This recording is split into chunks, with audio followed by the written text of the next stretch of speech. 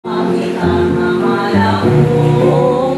ang Ginoo magkagagahong, ang tawag larawan sa gugma, maoy hagit sa tagsa-tagsa, itawag ta sa pag-alagad sa tiyon ay kang paghalat.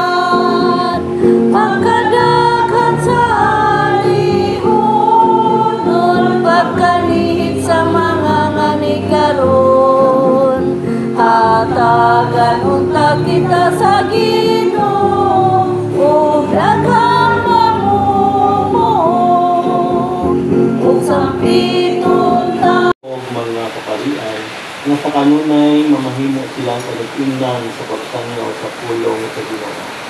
Pag-ampo kita sa Ginoo. Ginoo, dungga nga mong pag-ampo. Alang sa mga taong ginaog-daog, nag-anto sa kalisod, at mga masakiton, naunta, masinati nila ang gugma sa Dios, bisan pa sa ilang kahintang karon. Pag-ampo kita sa Ginoo. Mapulim unta ang Ebanghelyo, aron kita mamahimong tinuod na saksi sa paglaom ni Kristo. Pag-ampo kita sa Ginoo. Ginoo, dungga ang among pag-ampo. Alang sa tanang mga tao nga nagplano o kadautan sa ilang isip na tao, tandugon ka ang ilang mga kasing-kasing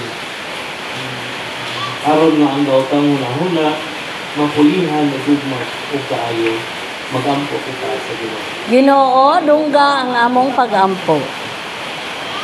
Atong iuban sa itong pag-ampo, ang atong mga kaigsuunan na anaa sa mga balay-kabalanan, atong dunay mga balatian, naot na ang Diyos sa kanunay, magapanalangin, kung magahikap kanila doon silang mga gibati, o ang mga tambal nilang ginainom, ini mahimong instrumento sa lamintin na tayuhan.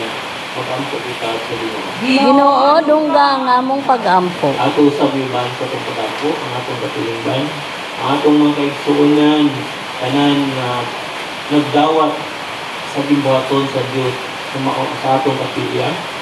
Inaot na magmadasigon kita kanunay, luyo sa tanang pagsulay sa atong kinabuhi. Ang si Kristo ragayon ang atong gialagaran, dili ang atong kaugalingon. Mag-ampo kita sa Ginoo. Ginoo, dungga ang among pag-ampo. Alang sa mga pag-ampo, intention o mga pagpasalamat, itong hinumduman ang ato ang